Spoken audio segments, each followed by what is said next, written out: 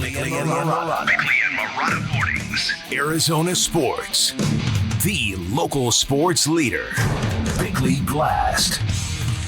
Age is no longer a tyrant. It's more like a speed bump for pro athletes. Peyton Manning won an MVP at 37. George Foreman won a boxing title at age 45. And from LeBron to Tom Brady, any number of athletes remain great into their 40s. Which brings us to Kevin Durant, who casually won another game for the Suns, scoring 35 points in 39 minutes at age 36. And it's fair to wonder, is his personal best yet to come? Because if you drill down below the noise and the feud with Stephen A. and the Twitter trolling and the perceptions, you see a real clear path to redemption. Instead of slow rolling into the season after starring at the Paris Olympics, he's an early MVP candidate where his consistent endgame brilliance is mocking all the caterwauling about his leadership. And in Phoenix, I don't hear anyone lamenting the loss of Mikal Bridges anymore. Do you? Bottom line, what you think you see with Durant are often like Jarrett facts, not always accurate. This is a player who didn't ruin his legacy by joining the Warriors. To the contrary, he saved their legacy, giving them what they needed to beat LeBron James. And for those who think he sabotaged Frank Vogel by shutting out the first-year head coach last year, well, maybe he did. Maybe he knew the Suns had the wrong mix, and if he didn't, maybe they never move off Vogel and hand the keys to Mike Budenholzer, which means maybe we should thank KD for nothing more than being KD. Ain't that something? I think Coach been doing a great job of getting us all involved and finding out the best areas to put us all in. You know, I think he's been doing a great job. I don't think it's anything throughout the season that's hindering me from getting shots up. You know, last game I was 7 for 16. I had 20 points going into the fourth quarter. And so I feel like I got a decent amount of shots up that game. The game before against the Clippers, we got it going from other guys. I think my spacing has helped the team score it in. So I don't feel like Coach is I think he's doing a great job actually of putting me in positions to help the team win. All right, here we go. We're holding up this season against last season. Mm-hmm. When Kevin Durant didn't come out, according to the reports, didn't come out and say it, but was very displeased for a lot of the season about how he was used specifically on offense. Yes. And here we are, 7 games in, and Kevin Durant in a 38-second soundbite talking 3 times about how Coach Budenholzer is doing a great job of putting everybody in position to be successful on offense. It's a stark difference. Listen, great head coaches in the NBA understand a fundamental truth. Make your best player or players happy. Align yourselves with them. Concern yourself foremost with their happiness, and good things are going to follow. Phil Jackson famously did this with Michael Jordan, which is why Scottie Pippen to this day remains so bitter and so full of animus.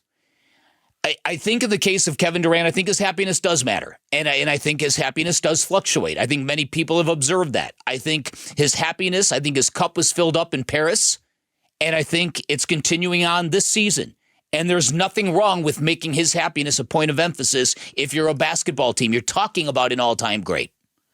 And so what I appreciate about Kevin Durant is there is all the noise. There's the battles with Stephen A. There's he's an obsession with a lot of media members for a lot of different reasons because, as you pointed out yesterday, Vinny, it's instant engagement. You know, if you go on a show and rip KD, he's going to respond to you, and now you're getting more run out of it. Yeah, now I can respond. Now I can go on a 4-minute rant. Yeah. About how I can defend my resume that I have been in locker rooms before. Right. It's this never-ending thing. Look, Stephen A. Smith is not going to back down until the Suns and Kevin Durant win a championship. Mm-hmm. Kevin Durant's not going to back down, nor should he. Why can't? This was interesting because this came up post-game last night. All right. And the question asked to KD was about, his exchange with Stephen A. Smith, and then Joel Embiid had a much more visceral reaction to a reporter, actually made physical contact with a columnist in Philadelphia who had mentioned his deceased brother in a column, but it was asked about those recent run-ins. Well, I think the last 10 years for me and the last 10 years for Joe, the media's been having a run-in with us.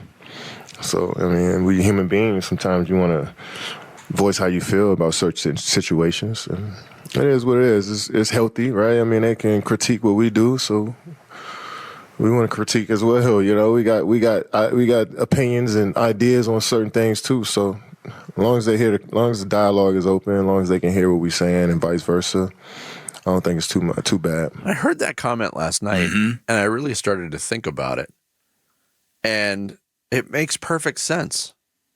Why can't you be critical of those that are critiquing you? It's all fair. Yeah, listen, it's absolutely. No, absolutely.